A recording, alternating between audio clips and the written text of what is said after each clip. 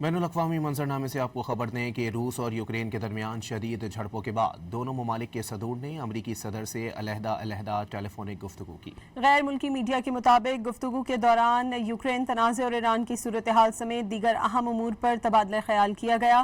روسی صدارتی معاون نے بتایا کہ ٹرمپ اور صدر پیوٹن کے درمیان تقریباً 1 گھنٹہ 25 منٹ جاری رہنے والی یہ گفتگو انتہائی تعمیری اور حقیقت پسندانہ رہی۔ امریکی خصوصی ایلچی سٹیو وٹکوف اور جیرڈ کشنر جلد ماسکو کا دورہ کریں گے۔ دوسری جانب یوکرینی صدر ولادیمیر زیلنسکی نے کہا ہے کہ ٹرمپ کے ساتھ گفتگو میں جنگ کے خاتمے کی سفارتی کوششوں پر تبادلہ خیال ہوا۔ ٹرمپ نے نیٹو سربراہی اجلاس کے دوران ملاقات کرنے پر بھی اتفاق کیا۔